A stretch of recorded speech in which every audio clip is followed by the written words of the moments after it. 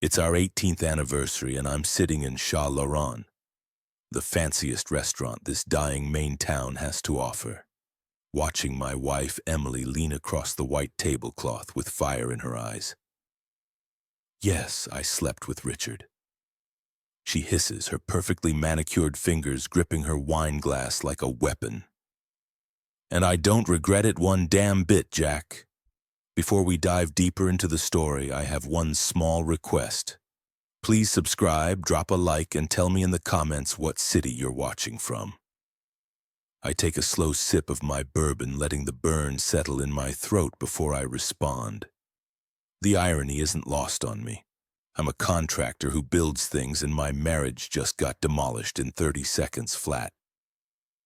Well, honey, I say, keeping my voice steady despite the rage building in my chest. That's interesting timing because tomorrow's announcement is going to break more than just your little secret. Emily's face goes pale beneath her expensive makeup.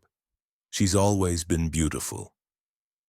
That's how she landed the job at Pinnacle Real Estate, working under Richard Blackwood, the sleaziest developer this side of Portland. At 42, she still turns heads, but right now she looks like she's seen a ghost. What announcement? She whispers. I lean back in my chair, savoring the moment. Oh, you'll see. I've been arranging it for months. She snatches her purse, a designer thing that costs more than most people make in a week, and stands up so fast her chair nearly tips over. You're pathetic, Jack. You always have been. Richard gives me things you never could. Like what? Herpes. The couple at the next table stops eating to stare. Emily's face flushes red, and for a second I think she might throw her wine at me. Instead, she turns on her heel and storms out, her high heels clicking on the hardwood floor like gunshots. Through the window, I watch her climb into Richard's black BMW. He's waiting in the driver's seat, probably been out there the whole time. The bastard has the audacity to wave at me through the glass. I finish my bourbon and signal the waitress for another. Welcome to Millbrook, Maine. Population 3,847 and dropping every year since the paper mill closed. It's the kind of place where everyone knows everyone else's business and secrets spread faster than black mold in a flooded basement. My name is Jack Morrison, and I've lived here my whole life. Grew up in a trailer park on the wrong side of town. Worked construction since I was 16. Built my own company from nothing, Morrison Contracting. We fix what's broken, which is pretty much everything in this town except the gossip mill. Emily grew up on Elm Street, the fancy part of town where the old mill owners used to live. Her daddy was a banker before the economy tanked, and she never let me forget I married up. For 18 years, I was the blue-collar husband who embarrassed her at dinner parties, the guy who showed up to charity galas with sawdust under his fingernails. But I loved her. God helped me. I really did. The first crack in our marriage appeared 3 months ago. I was looking for my gym bag in the closet when I found hers instead. The zipper was open and a folded piece of paper fell out. At first, I thought it was a grocery list or something innocent. It wasn't. Thank you for last night. You're incredible. Can't wait to see you again. Our quote. My hand shook as I read it. Richard Blackwood, her boss. The same Richard who came to our barbecues, who shook my hand and called me buddy while drinking my beer and apparently planning to screw my wife. I put the note back and didn't say anything. Instead, I started paying attention. Emily working late 3 nights a week. New lingerie she never wore for me. Her phone always face down on the table, constantly buzzing with messages she'd check in the bathroom. The final confirmation came 2 weeks ago. Our daughter Emma, home from college for spring break, left her laptop open on the kitchen table. A text message popped up from Emily. Dad's being suspicious. We need to be more careful. Emma's response made my blood run cold. Maybe if you weren't so obvious. Honestly, Mom, everyone knows, just divorce him already. My own daughter, 20 years old, studying communications at the University of Maine, and she'd been covering for her mother's affair. The girl I taught to ride a bike, who used to fall asleep on my chest watching Disney movies, thought I was the villain in this story. That's when I stopped being the nice guy. I finish my second bourbon and head home to our modest house on Maple Street. It's not much. A 1950s Cape Cod I've been renovating for 15 years, but it's mine. Every board, every nail, every coat of paint represents hours of my life. Sweat I poured into making something beautiful for my family. The house is dark when I pull into the driveway. Emily's car isn't here, which means she's still with Richard, probably at his apartment above the real estate office, doing things I don't want to think about. I grab a beer from the fridge and sit in my workshop in the basement. This is my sanctuary, walls lined with tools I've collected over 25 years. Workbench scarred from 1,000 projects, the smell of wood shavings and motor oil. It's where I come to think, to plan, to build. Tonight I'm planning something different, not construction, destruction. My phone buzzes, a text from Emily, staying at Mom's tonight. We need space. I laugh out loud. Her mother's been passed for 3 years. Emily's staying at Richard's, and she doesn't even have the creativity to come up with a decent lie. I text back, "Give my regards to your mother's ghost." 3 dots appear, then disappear. She's got nothing. I open my laptop and pull up the folder I've been building for 2 months. Photos, documents, recordings, everything I need to burn their little fantasy world to the ground. Because here's the thing about small towns. Reputation is everything, and I'm about to destroy theirs. Richard Blackwood thinks he's untouchable. At 45, he's the biggest real estate developer in 3 counties. Drives a BMW, wears $1,000 suits, and treats everyone like they should be grateful for his attention. He's never worked with his hands, never built anything that mattered, never earned an honest dollar in his life. But he's got something I don't: money, status, and apparently my wife. Had my wife. Past tense. I take another sip of beer and start typing. The first email goes to the Maine Real Estate Commission. Subject line: ethics violation. Richard Blackwood, Pinnacle Real Estate. The second goes to the Millbrook Gazette. Our local paper is basically just gossip with a masthead, but they love a good scandal. The third goes to Emma. It's time my daughter learned the truth about her precious mother. But first I need to pay Richard a visit. I grab my keys and head out into the Maine night. It's April, but there's still a bite in the air. The kind of cold that gets into your bones and stays there. Perfect weather for what I have in mind. Richard's apartment is above his office on Main Street, in one of the few buildings that hasn't fallen apart yet. His BMW is parked out front like a neon sign advertising his presence. I park across the street and wait through the second-floor window. I can see shadows moving. Emily's silhouette unmistakable even from here. They're not even trying to hide it anymore. I pop the hood of my truck and grab the bag of tools I keep for emergencies. Sugar, sand, a few other household items that can turn a luxury car into an expensive paperweight. I learned these tricks in high school from Tommy Ricci, who used to run with the wrong crowd before he got his act together and opened the boxing gym. Speaking of Tommy, I should probably give him a call. I'm going to need someone in my corner for what's coming next. The BMW's hood isn't locked. Rich people never think anyone would dare mess with their stuff. I work quickly, efficiently, like I'm installing a faucet or wiring a ceiling fan. Sugar in the gas tank is amateur hour. What I'm doing is much more creative and a lot harder to trace. I'm just finishing up when I hear footsteps on the stairs inside the building. I close the hood and slip back to my truck, heart pounding like I'm 16 again and toilet papering the principal's house. The front door opens and Emily appears.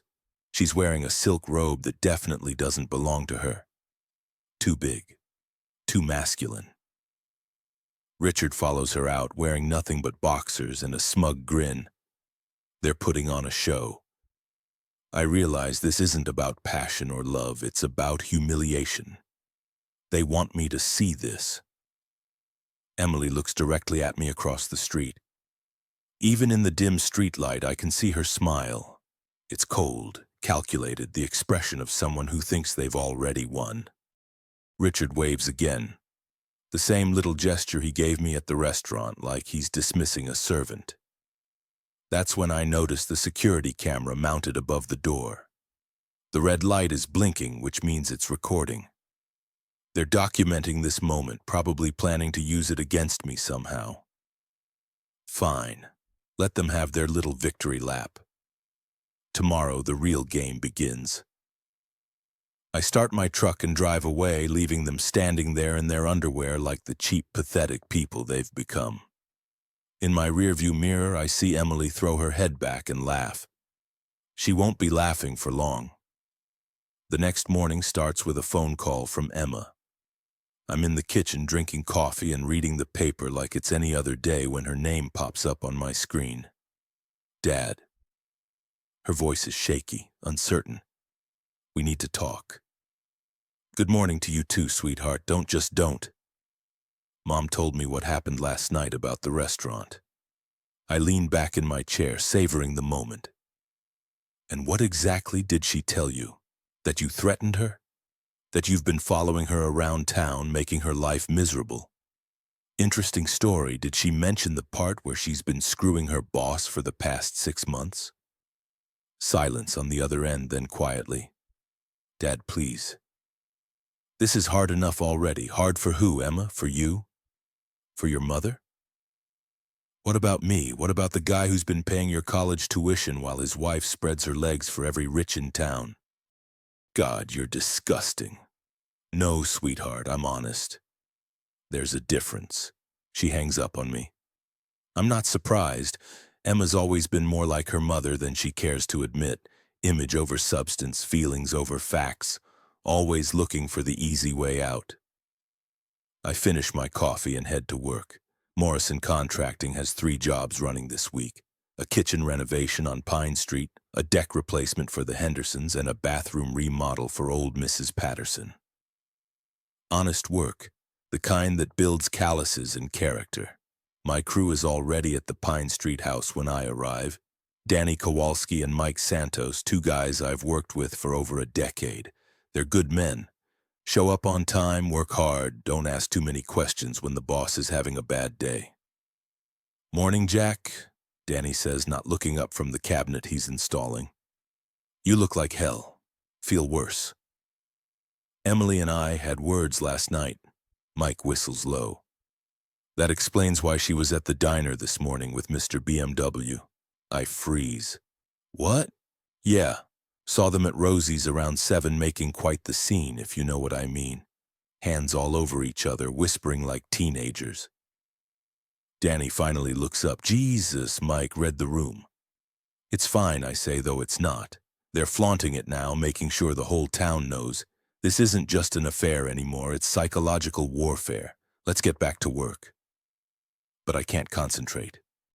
Every time I try to focus on measurements or materials, I see Emily's face from last night.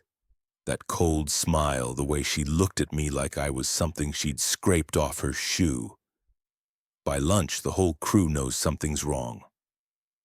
I've measured the same piece of trim 4 times and still can't get it right. My hands are shaking and not from caffeine. Boss, Danny says, pulling me aside, why don't you take the afternoon off? We got this. I'm fine. No, you're not. And that's okay, but maybe you should talk to someone. Tommy, maybe. Tommy Ritchie, my best friend since high school. Owner of Millbrook Boxing Gym. The only place in town where you can still settle things the old-fashioned way. He's also an ex-cop who knows where all the bodies are buried, metaphorically speaking. I leave the crew to finish the cabinets and drive across town to the gym. It's in an old warehouse near the defunct mill. The kind of place that smells like sweat and dreams and disappointment. Perfect for my current mood. Tommy's in the ring with a kid who can't be more than 16, teaching him how to throw a proper jab. He's 50 now, gray around the temples, but still built like the linebacker he was in high school. "Jack," he calls out when he sees me. "Hang on a minute." He finishes with the kid and climbs out of the ring, grabbing a towel to wipe his face. "You look terrible, buddy. What's eating you?" I tell him everything, the affair, the humiliation, Emily's performance last night. Tommy listens without interrupting, nodding in all the right places. His cop instincts still sharp after 15 years. "So what's your play?" he asks when I'm finished. "I want to hurt them, both of them. Make them pay for what they've done legally, right?" Of course, Tommy grins. "Good, because I might have some ideas." He leads me to his office, a cluttered space filled with boxing memorabilia and old police reports he uses for consulting work. He opens a filing cabinet and pulls out a thick folder. "Richard Blackwood," he says, dropping it on the desk. "I've been keeping an eye on him for years, guys, dirty as they come." I open the folder and start reading. Building permits that were fast-tracked without proper inspections. Zoning variances that shouldn't have been approved. A pattern of bribes and kickbacks that would make a Chicago alderman blush. This is gold, Tommy. How did you... I still have friends on the force, and Richard's made a lot of enemies over the years. People talk. Can we use this? Not directly, but it gives us leverage. And there's more. He pulls out another folder. This one labeled Emily Morrison, my wife's maiden name. "Tommy, what the hell?" "Relax. It's all public record, credit reports, employment history, that kind of thing." "Did you know she lied on her real estate license application?" I stare at the documents. Emily claimed to have a business degree from the University of Maine. According to these records, she never graduated. She was 3 credits short, dropped out to marry me, and never went back. "She's been living a lie for 20 years, I whisper. Gets better. Check out page 4. Page 4 is a credit report showing massive debt I never knew about.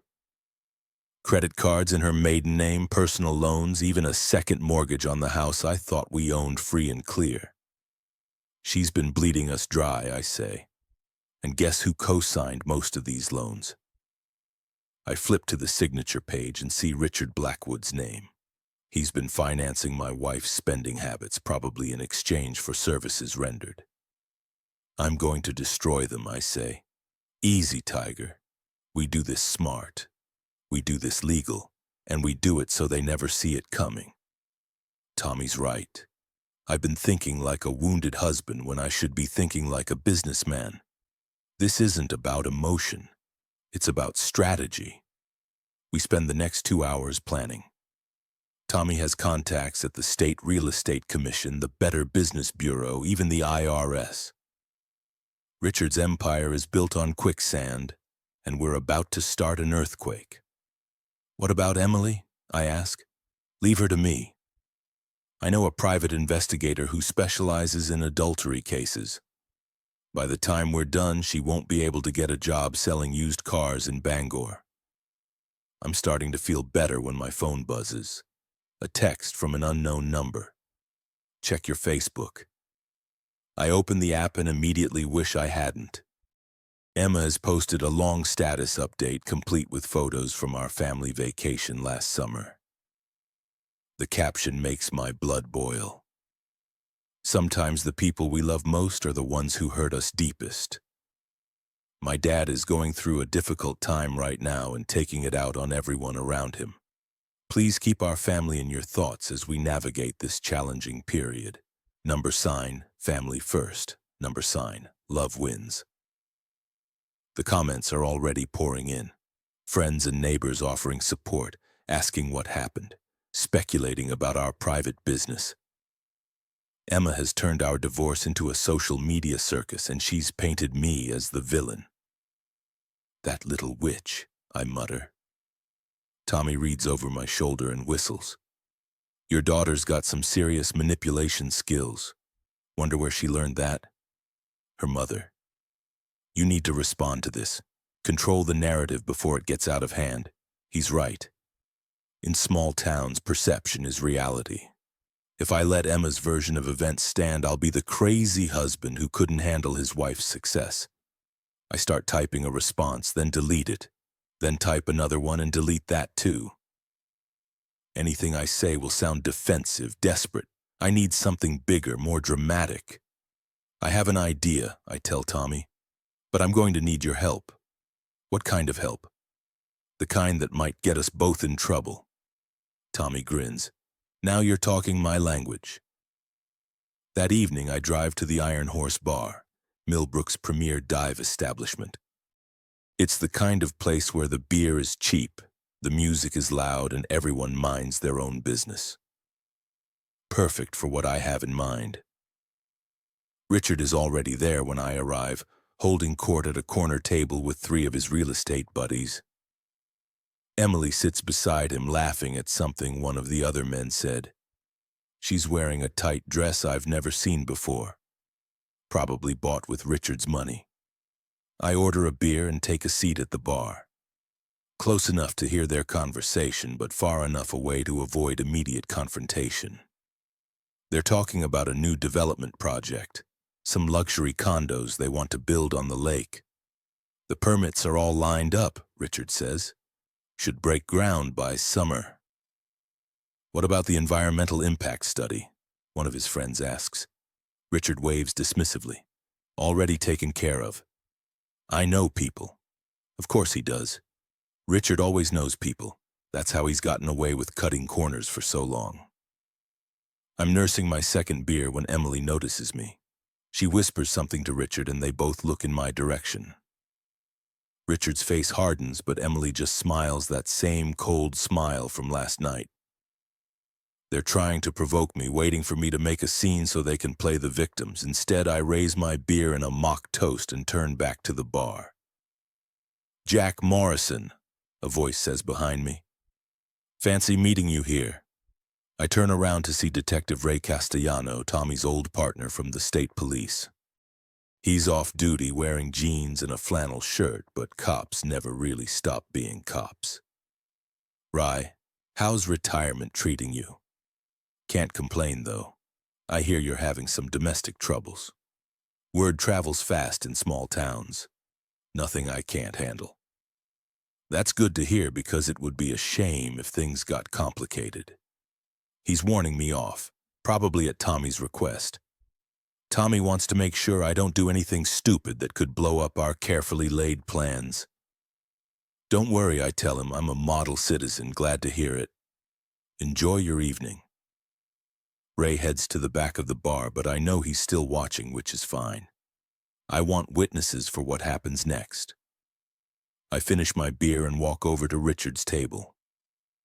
The conversation stops as I approach, and I can feel the tension ratchet up several notches. Evening, folks, I say pleasantly. Mind if I join you? Actually, we do. Richard says, this is a private conversation. Oh, I'm sure it is.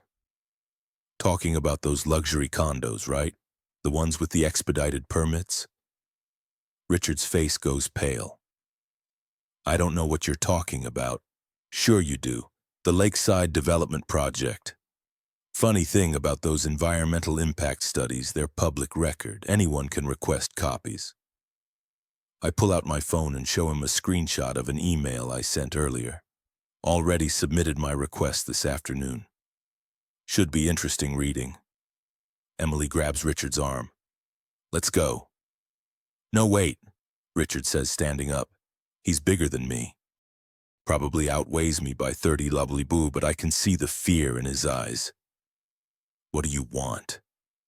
Want? Nothing you can give me. You already took what mattered most. Look, Jack, I know this is difficult. Difficult? I laugh loud enough for the whole bar to hear. No, Richard.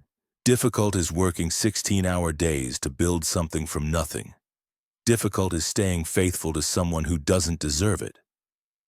What you did, that was easy. That was just being a piece of screw you. Emily hisses, standing up so fast her chair tips over. You self-righteous, you think you're so much better than everyone else, but you're just a loser who never amounted to anything. The entire bar has gone quiet now. Everyone's watching, waiting to see what happens next. This is the moment that will define the rest of this war. How I handle my wife's public humiliation attempt. I smile and pull out my phone again. You know what, Emily? You're absolutely right, I am a loser, but at least I'm not a... I tap the screen and suddenly the bar's sound system crackles to life. A familiar voice fills the room, Emily's voice, breathy and desperate. Oh, God. Richard, yes, right there, don't stop. I love you so much more than him. The recording is crystal clear, obviously taken during one of their encounters. Emily's face goes white as she realizes what's happening. Richard lunges for my phone, but I'm already backing away. How did you? Emily starts. Your phone automatically backs up to our shared cloud account. Honey has for years. Amazing what people will record these days. The bar erupts and whispers in laughter. Emily is crying now, mascara running down her cheeks like black tears. Richard looks like he wants to kill me, but he's smart enough to know that any violence will only make things worse. You bastard, Emily whispers. No, sweetheart. That would be Richard's kid when his wife finds out about this. Oh, wait. Did I mention I already sent copies to Linda Blackwood along with some very interesting photos? Richard's face goes from red to purple. You bastard. Probably, but I'm not the one who's about to lose everything. I pocket my phone and head for the door, leaving them standing there in the wreckage of their reputations.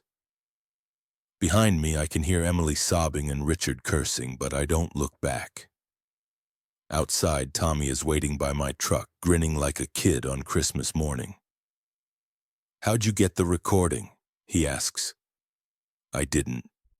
But they don't know that. You magnificent bastard.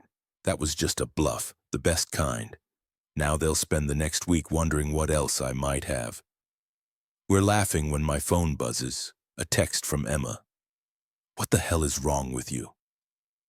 I show Tommy the message. He shakes his head. Your daughter's got some growing up to do. She's about to get a crash course. I text Emma back. Ask your mother. She's the expert on what's wrong. 3 dots appear, then disappear. Emma's got nothing to say to that. Tommy claps me on the shoulder. This is just the beginning. You know they're going to come back at you hard. Let them try. I've got nothing left to lose. But even as I say it, I know it's not true. I still have my business, my reputation, my self-respect, and I'm about to put all of it on the line for revenge. The war has officially begun. The fallout from the Iron Horse incident hits faster than I expected. By morning, half the town has heard some version of what happened, and my phone won't stop ringing. The first call comes from Danny at 6:30 a.m. Boss, you need to see the paper. The Millbrook Gazette has never been accused of quality journalism, but they outdid themselves this time. The front page headline reads, Local contractors' public meltdown with a photo of me from last year's Chamber of Commerce dinner. The article, written by Jennifer Walsh, a friend of Emily's from their book club, paints me as an unstable husband who publicly humiliated his wife over alleged marital problems. There's no mention of the affair. No context for my actions, just a one-sided hit piece designed to make me look like a monster. They want a monster, I say to my empty kitchen. I'll give them Godzilla. The second call comes from Mrs. Patterson, the sweet old lady whose bathroom I'm supposed to renovate this week. Jack, dear, she says in her quavery voice, I'm afraid we need to postpone the bathroom project. My daughter thinks it might be best to wait until, well, until things settle down. Translation. Your reputation is toxic and we don't want to be associated with you. The third call is from the bank. Apparently, Emily has been busy this morning trying to freeze our joint accounts and claim I'm mentally unstable. They can't do anything without both signatures, but they're concerned about the situation and want to schedule a meeting. By noon, I've lost 2 jobs and gained a reputation as the crazy husband who can't handle his wife leaving him. Emily and Richard are winning the public relations war, and I'm starting to understand why Tommy warned me about fighting dirty. I'm sitting in my workshop staring at the wall and drinking my 4th beer of the day when Emma shows up. She doesn't knock, just walks in through the kitchen door like she still lives here. "Dad, we need to talk." She looks terrible. Her eyes are red from crying. Her usually perfect hair is a mess. And she's wearing the same clothes from yesterday. College has made her soft. She's not ready for this kind of family warfare. "What's there to talk about, Emma? You made your position pretty clear on Facebook." "I was trying to protect Mom." "From what?" "The consequences of her actions." Emma sits down across from me, and for a moment she looks like the little girl who used to help me with woodworking projects in the same basement. "She loves him, Dad. Really loves him more than she ever loved you." The words hit harder than I expected.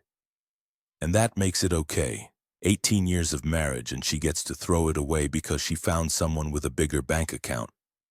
It's not about money. It's always about money with your mother. Check her credit cards if you don't believe me. Check the second mortgage she took out on this house without telling me. Emma's face goes pale. "What second mortgage?" I pull out the documents Tommy gave me and slide them across the workbench. Emma reads in silence, her expression changing from confusion to horror. "She owes 80,000, she whispers. "That's just the start. Your mother has been living a double life for years and Richard's been financing it. Your college tuition? That's not coming from my construction business, sweetheart. That's coming from your mother's sugar daddy." Emma starts crying again. But these are different tears. These are the tears of someone whose worldview just collapsed. "I didn't know," she says. "Of course you didn't, because your mother is very good at playing the victim, always has been. What are you going to do?" "Whatever it takes." Emma looks up at me and I see something new in her eyes.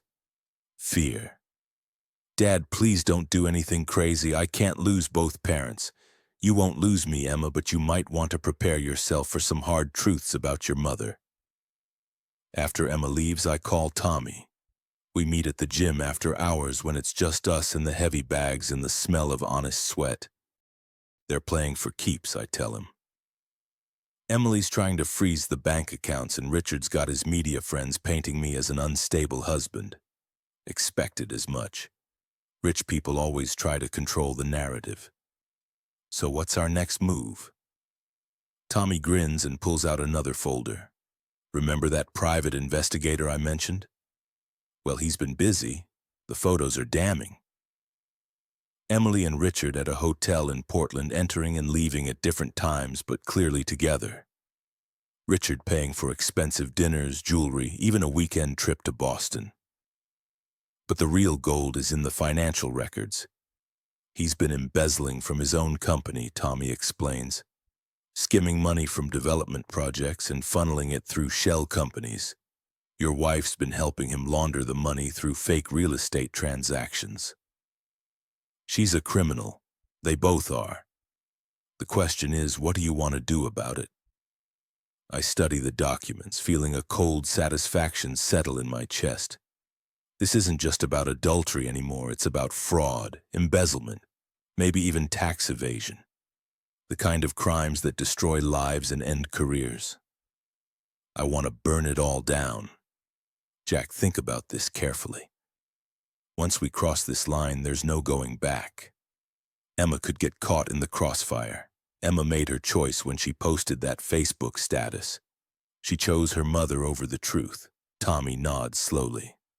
Okay, but we do this smart. No emotional outbursts, no public scenes. We let the evidence speak for itself. We spend the next 3 hours planning. Tommy will feed the financial information to his contacts at the FBI's white-collar crime unit. I'll handle the local angle, making sure everyone in Millbrook knows exactly what kind of people Emily and Richard really are. The first stop is Richard's apartment. It's 2 a.m. when I arrive, and the building is dark except for the security light above the entrance. I've brought tools, but not the kind I usually use for construction. The BMW is parked in its usual spot, gleaming under the streetlight like a beacon of privilege. I pop the hood and get to work. But this time, I'm not just disabling the engine. I'm sending a message. 20 minutes later, I step back to admire my handiwork. The car looks normal from the outside, but Richard's going to have some interesting surprises when he tries to drive it tomorrow. The sugar in the gas tank is just the beginning. I've also loosened the oil drain plug, disconnected the brake lights, and left a few choice words scratched into the paint where he won't see them until he's at the car wash. But the real masterpiece is what I've done to his apartment. The building's security is a joke, a simple lock that any contractor knows how to bypass. Richard's place is exactly what I expected. Expensive furniture, abstract art, a wine collection that probably costs more than most people's cars. I don't steal anything, that would be too simple. Instead, I rearrange things. Move his furniture 6 in to the left, swap the contents of his dresser drawers, replace his expensive wine with cheap bottles from the grocery store, change his shower settings so the water comes out scalding hot. But the resistance is in his bedroom. I find the silk sheets. Emily mentioned the ones she said were so much softer than our cotton ones at home. I carefully remove them, take them to the bathroom, and use them to clean the toilet. Then I put them back on the bed. Perfectly made hospital corners and all. Richard will never be able to prove I was here, but he'll know. Every time he lies down on those sheets, he'll think about where they've been. I'm leaving through the back exit when I hear voices in the alley. Emily and Richard coming back from whatever late-night adventure they've been on. I duck behind a dumpster and listen. I can't believe he humiliated me like that, Emily is saying in front of everyone. Don't worry, baby. We'll make him pay for what he did. How? I've got connections. People who can make his life very difficult, his business license, his contractor's permits, even his insurance. By the time I'm done with him, Jack Morrison won't be able to get work cleaning toilets. They disappear into the building and I slip away into the night. But Richard's words echo in my head. He's planning to destroy my business, the one thing I've built with my own hands. That crosses a line I didn't even know existed. The next morning brings chaos. Richard's BMW won't start. And when the tow truck arrives, the driver discovers the oil leak I created. Richard screaming at the mechanic, demanding to know how this could happen when someone points out the scratches in the paint. I watch from across the street, sipping coffee from a thermos as Richard reads my message. Home wrecker carved in neat block letters along the passenger side door. His face turns purple with rage. He looks around wildly, probably hoping to spot me, but I'm well hidden behind a delivery truck. Emily comes running out of the building in her robe and they have a heated argument right there on Main Street. This is better than cable TV. But the real show starts when Richard goes back upstairs to shower before work. I can hear his screams of frustration from the street as he discovers my interior decorating, the scalding water, the rearranged furniture, the wine collection that's now worth about $30 instead of $3,000. By lunch, the whole town is talking about Richard's bad luck, car trouble, plumbing problems, even rumors that someone broke into his apartment. The police take a report, but there's no evidence of actual breaking and entering. Just a series of unfortunate coincidences. I'm feeling pretty good about myself when Tommy calls with bad news. Richard made some calls this morning. Your contractor's license is under review and the state's opened an investigation into your business practices. What business practices? I run a clean operation. Doesn't matter. He's got friends in the licensing department and they're looking for any excuse to shut you down. Missed inspections, permit violations, customer complaints, anything they can use. My good mood evaporates. Richard's fighting back, using his connections to attack my livelihood. This is exactly what I was afraid of. He's got resources I can't match, influence I can't compete with. How long do I have? Maybe a week before they suspend your license pending investigation. After that, you're out of business until they clear you, which could take months. Bastard. It gets worse. Emily filed a restraining order this morning. Claims you've been harassing her, following her around town, making threats. Doesn't matter if it's true. The judge signed it based on her testimony and the incident at the Iron Horse. You can't go within 100 yards of her or Richard. I feel the walls closing in. They're using the legal system against me, turning my own actions into weapons.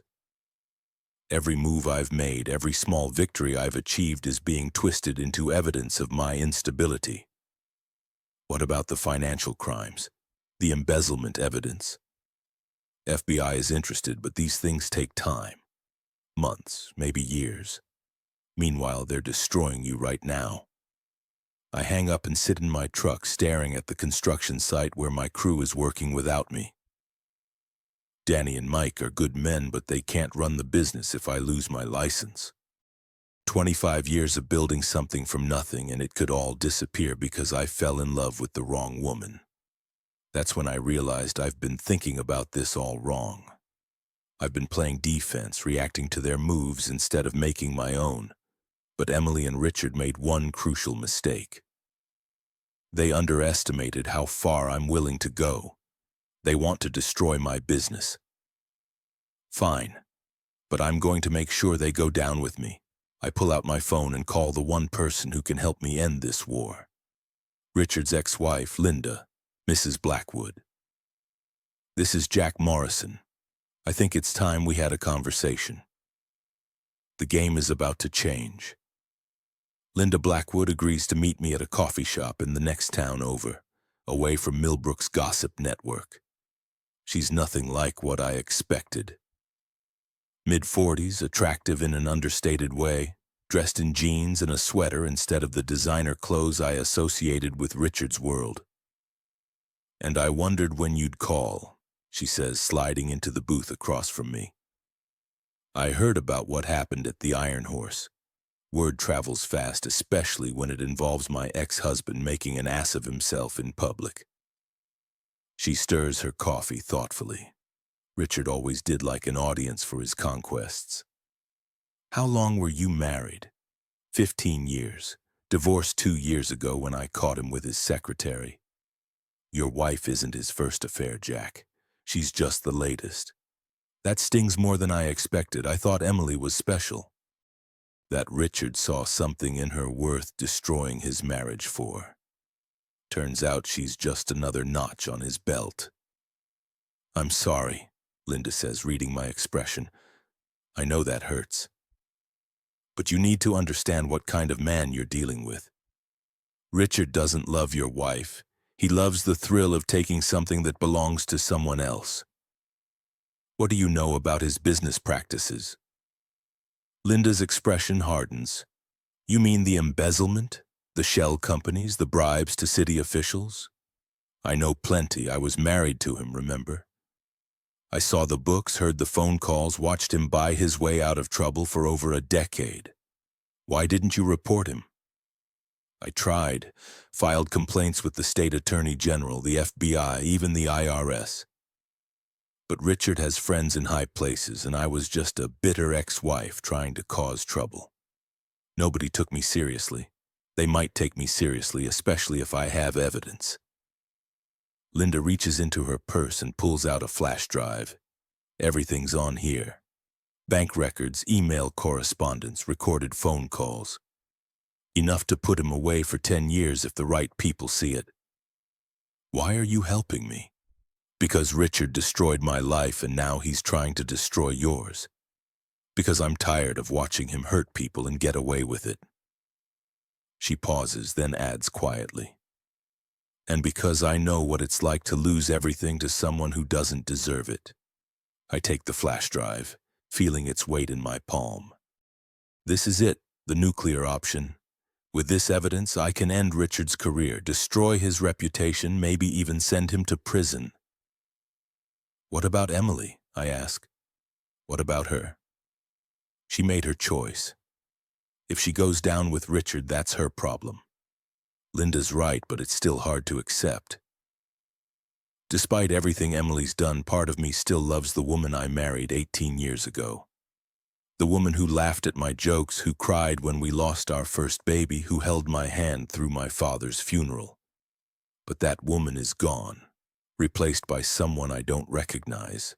Someone who can look me in the eye and lie without flinching. Who can turn my own daughter against me. Who can destroy everything we built together for a few months of excitement with a rich. There's something else. Linda says Richard's planning something big for this weekend.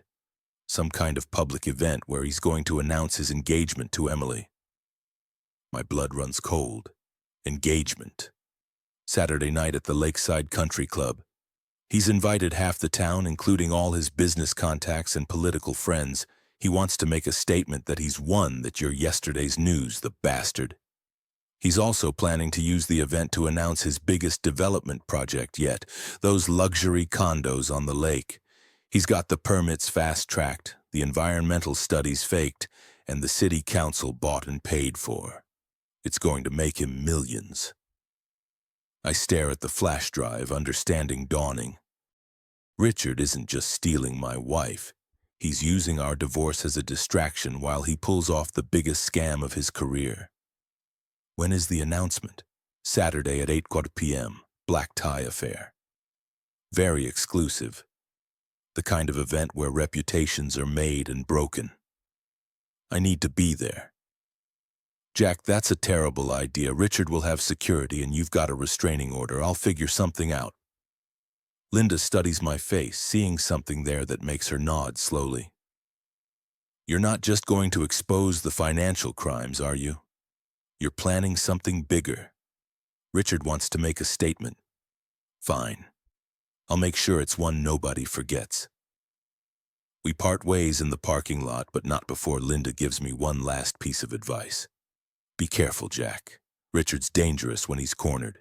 He's ruined people for less than what you're planning. So have I. That afternoon, I call an emergency meeting with my crew. Danny and Mike show up at the workshop looking worried. Word about the license investigation has gotten around and they're afraid for their jobs.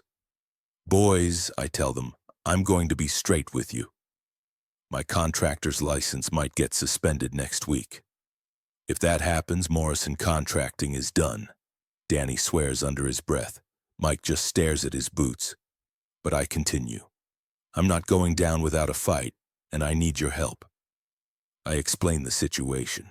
Not all of it, but enough. The affair, the financial crimes, Richard's plan to destroy my business. By the time I'm finished, both men are furious. That bastard. Danny says, after everything you've done for this town, all the jobs you've created, the families you've helped, what do you need us to do? Mike asks. I need alibis for Saturday night, and I need you both to forget we had this conversation. They exchange glances, then Danny grins. What conversation? Saturday arrives with unseasonable warmth for April in Maine. Perfect weather for the kind of outdoor event Richard has planned at the country club. I spend the day making final preparations, checking and double-checking every detail. The Lakeside Country Club sits on 50 acres of prime real estate overlooking Mirror Lake. It's where Millbrook's elite gather to congratulate themselves on their success and plan their next conquest. I've never been inside. Contractors don't get invited to these kinds of parties, but tonight's different. Tonight, I'm not going as a guest. I park my truck in the woods behind the clubhouse and change into the black clothes I brought. The security is light. A couple of rent-a-cops at the front entrance, more for show than actual protection. Rich people never expect anyone to challenge them on their own turf. The kitchen entrance is unguarded, probably because the catering staff has been going in and out all day. I slip inside during a busy moment, grab an apron and a tray, and suddenly I'm invisible. Just another server in a room full of people who never look at the help. The main ballroom is spectacular. Crystal chandeliers, white tablecloths, enough flowers to stock a funeral home. About 200 guests in tuxedos and evening gowns, sipping champagne and pretending to enjoy each other's company. I spot Emily immediately. She's wearing a red dress I've never seen before. Probably costs more than most people make in a month. She's radiant, glowing with the kind of happiness I haven't seen in years. Should make me jealous, but instead it just makes me angry. She was never this happy with me. Richard stands beside her, working the room like a politician, shaking hands, telling jokes, playing the role of successful businessman and devoted fiancé. He's good at it. I have to give him credit for that. I move through the crowd, serving drinks and listening to conversations. The talk is all about money, real estate deals, stock portfolios, vacation homes in Florida. These people live in a different world from the rest of us, insulated from consequences by their wealth and connections. At 8 sharp, Richard takes the stage. The room falls silent as he adjusts the microphone and flashes his politician's smile. Ladies and gentlemen, thank you for joining us tonight. As many of you know, this has been a year of significant changes in my personal life. Polite laughter from the audience. A few people glance in my direction, but the server's uniform makes me invisible. I'm thrilled to announce my engagement to a remarkable woman, Emily Morrison. Applause as Emily joins him on stage. She's crying happy tears, and for a moment I remember why I fell in love with her all those years ago. But that's not the only exciting news I have to share tonight, Richard continues. I'm also pleased to announce the groundbreaking of Lakeside Luxury Residences, the most ambitious development project in our region's history. He clicks a remote and a projection screen descends behind him. Artists' renderings of luxury condos complete with marina, golf course, and spa facilities. 200 units starting at $500,000 with groundbreaking scheduled for next month. This project represents a $30 million investment in our community's future. More applause, Richard's beaming, Emily's glowing, and everyone in the room is calculating how much money they can make off this deal. That's when I step forward. "Excuse me," I call out loud enough for everyone to hear. "I have a question about those environmental impact studies." The room goes silent. Richard's smile falters as he spots me in the crowd. Emily's face goes white. "Security?" Richard shouts, but I'm already moving toward the stage. "See? The thing about environmental studies." I continue pulling out my phone and connecting it to the room sound system. Is that supposed to be accurate, not fabricated to hide wetland destruction and endangered species habitats? "Get them out of here," Richard screams, but the rent-a-cops are too far away and the crowd is too thick. I tap my phone screen and suddenly the room fills with the sound of Richard's voice. "The EPA will never know. We'll have the condos built and sold before they figure out what we've done to the lake." It's one of the recordings Linda gave me, crystal clear and obviously damning. The crowd starts murmuring, some people pulling out their own phones to record what's happening. That's not all I announce. Let's talk about those expedited permits. Amazing what you can accomplish when you're bribing city officials. Another recording plays, this one featuring Richard discussing payoffs to the zoning board. The murmuring gets louder, more agitated. Emily tries to grab the microphone from Richard, but he pushes her away. This is all fabricated. This man is mentally unstable. Am I? I pull out the flash drive Linda gave me and wave it in the air because I've got bank records, email correspondence, and recorded phone calls that say otherwise. 2 years' worth of evidence showing embezzlement, fraud, and conspiracy. That's when Richard snaps. He jumps off the stage and charges toward me, his face purple with rage. "I'll destroy you." The crowd parts as he rushes forward, but I'm ready for him. 25 years of construction work have kept me in decent shape, and Richard spent too many years behind a desk. When he swings at me, I duck easily and let his momentum carry him into a table full of champagne glasses. The crash is spectacular. Crystal shatters, champagne sprays everywhere, and Richard goes down hard in a puddle of expensive alcohol and broken glass. "Richard!" Emily screams, rushing to help him up, but he's not seriously hurt, just humiliated and soaking wet. "Ladies and gentlemen," I announce, climbing onto the stage and grabbing the microphone. "I'd like to present the real Richard Blackwood, embezzler, fraud, and homewrecker. The man who's been stealing from his own company to finance his affairs." The crowd is in chaos now. Some people are trying to leave, others are recording everything on their phones, and a few are actually applauding. The rent-a-cops finally arrive, but they're not sure what to do. Technically, I haven't broken any laws. "This is all lies," Richard shouts from the floor, but nobody's listening to him anymore. They're too busy watching the show. "Oh, and Emily," I call out, spotting my wife in the crowd. "I have something for you, too." I click to another recording, this one featuring Emily's voice.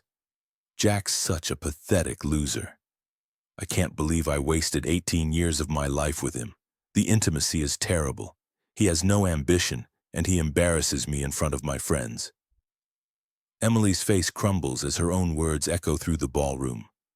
Several people gasp, and I can see phones being raised to capture her reaction. That's not, you took that out of context," she stammers. "Did I? Because there's more where that came from, hours of recordings actually. Amazing what people will say when they think nobody's listening." The police arrive just as I'm finishing my presentation. Detective Ray Castellano leads the charge, looking like he'd rather be anywhere else in the world. "Jack Morrison," he says wearily, "you're under arrest for trespassing, disturbing the peace, and violation of a restraining order." I don't resist as he cuffs me. I've accomplished what I came here to do. Richard's reputation is destroyed.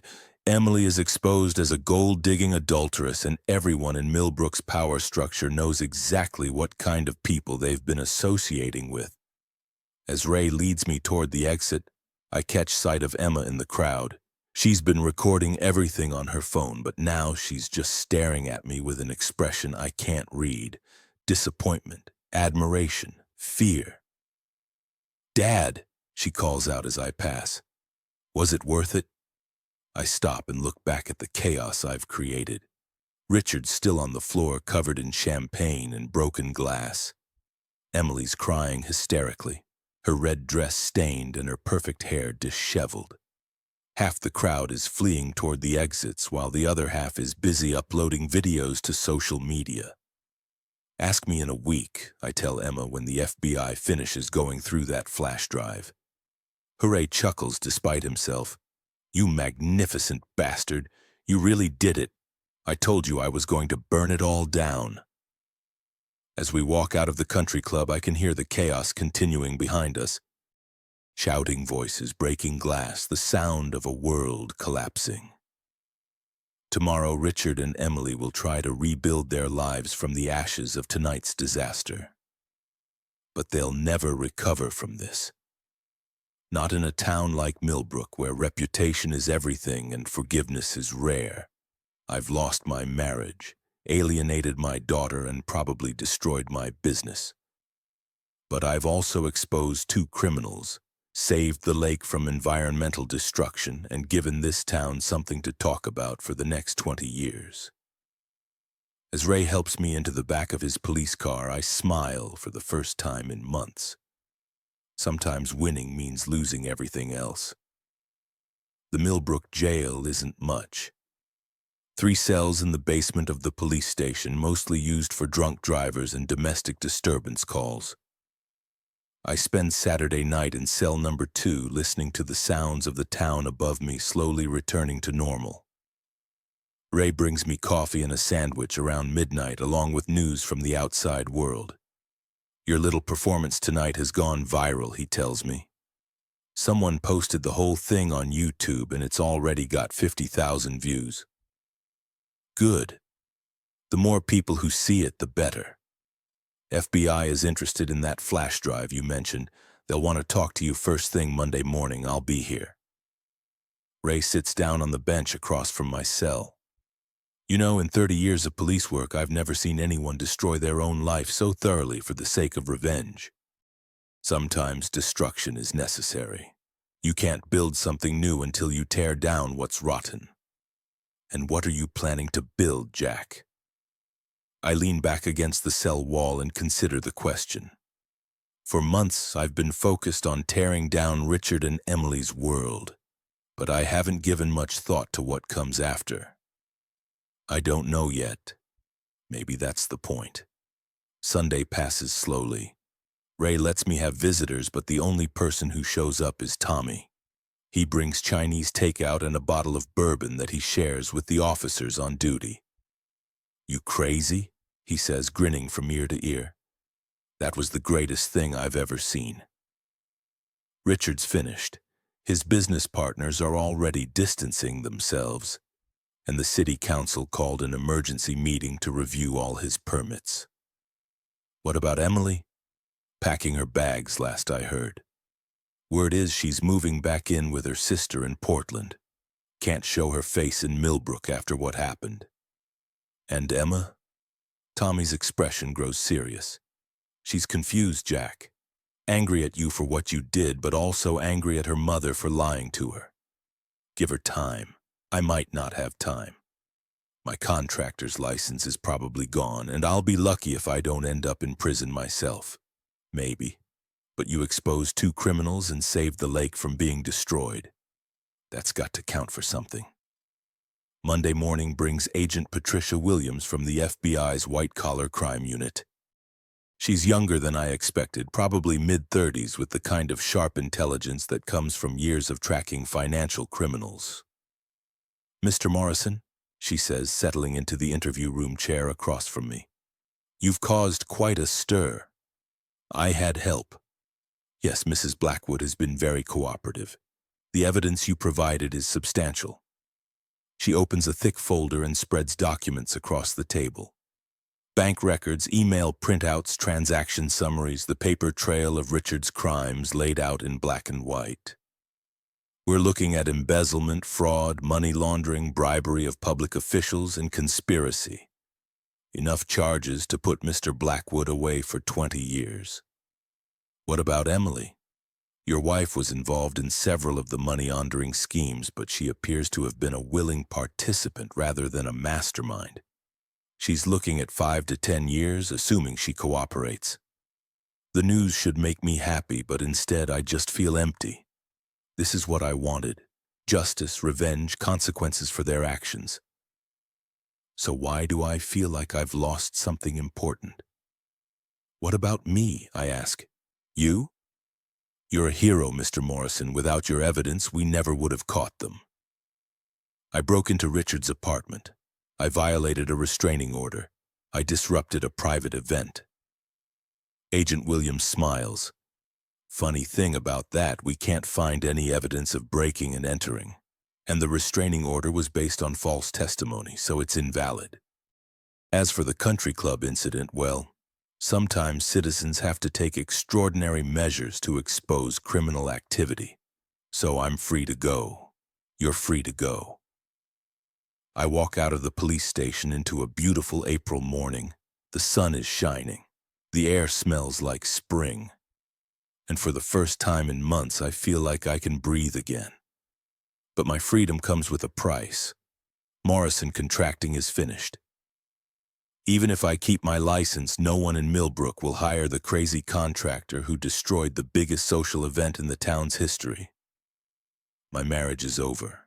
My daughter hates me. And I'm starting from scratch at 45. I'm walking toward my truck when I see Emma waiting by the driver's door. She looks terrible. Dark circles under her eyes, wrinkled clothes, the appearance of someone who hasn't slept in days. Dad, Emma. We stare at each other for a long moment, two people who used to be close but now feel like strangers. I saw the news, she says finally, about the FBI investigation, the charges against Mom and Richard. I'm sorry you had to find out this way. Are you? Because it seems like you planned this whole thing to hurt as many people as possible. Her words sting, but I can't deny them. Your mother made her choices, Emma. I just made sure there were consequences. And what about me? What about my choices? I believed in her, Dad. I defended her against you, and now I look like an idiot. You look like a daughter who loved her mother. There's nothing wrong with that. Emma starts crying. Not the angry tears from before, but the broken sobs of someone whose world has collapsed. I don't know who to trust anymore. I don't know what's real and what's lies. My whole life feels like a joke. I want to hug her, to tell her everything will be okay, but I'm not sure she'd welcome the comfort. Instead, I just stand there watching my daughter fall apart and knowing I'm partly responsible. The truth is real, I say finally. It's ugly and it hurts, but it's real. Your mother had an affair. She stole money. She lied to both of us for months. Those are facts, not opinions. And you? Are you real or are you just another liar? The question cuts deep because I'm not sure of the answer. Over the past few months, I've become someone I don't recognize. Vindictive, calculating, willing to destroy everything to get revenge. Is that the real Jack Morrison or just a mask I put on to survive this war? I don't know. I admit I've done things I'm not proud of. Hurt people I care about. Maybe that makes me a liar too. Emma wipes her eyes and looks at me with something that might be respect. At least you're honest about it.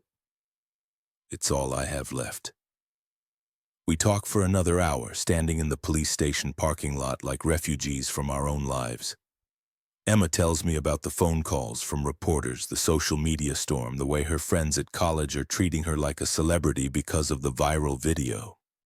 I'm dropping out, she says. I can't concentrate on classes and I can't afford tuition anyway. Not with Mom's legal bills. You don't have to do that. I'll find a way. With what money, Dad? Your business is finished and Mom's assets are frozen pending the investigation. We're broke. She's right. Of course, the financial reckoning is just beginning. Legal fees, civil lawsuits, the cost of rebuilding our lives from scratch. It's going to take years to recover if we ever do. Maybe that's not such a bad thing, I say. Maybe we needed to lose everything to figure out what really matters. And what's that? Family, truth, building something real instead of living a lie. Emma considers this, then nods slowly. I want to help. Help with what? Whatever comes next. I'm tired of being a victim of other people's choices. I want to make my own. For the first time in months, I smile without any bitterness. I'd like that. We drive home together in my truck, past the construction sites where I used to work, past the real estate office where Emily used to pretend to have a career, past the country club where I burned down 2 lives and probably saved a lake.